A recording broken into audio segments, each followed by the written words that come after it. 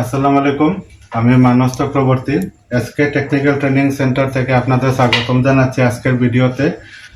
আজকে আমরা দেখব দুটি মোটর নিয়ন্ত্রণ। বড় বড় বিল্ডিং বা বিল্ডিংয়ে পানির মোটর 24 ঘন্টা চালু রাখার জন্য দুটি মোটর আলাদা আলাদাভাবে চালাতে হয়।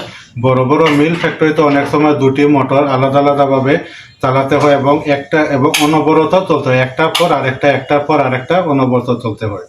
এই সমস্যা, এই রকম কানেকশন আমরা আজকে দেখাবো যে কিভাবে দুটি মোটর এইভাবে কন্টিনিউ একটার পর আরেকটা চলতে থাকে।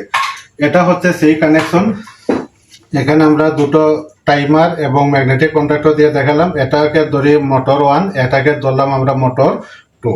এই দেখেন এখানে টাইমার সেট করা আছে 5 সেকেন্ড। 5 সেকেন্ড এই মোটরটা চলবে, এরপর 5 সেকেন্ড পরে অটোমেটিক 2 নাম্বার মোটরে চলে আসলো, আবার 5 সেকেন্ড পর চলে যাবে ওই মোটরে।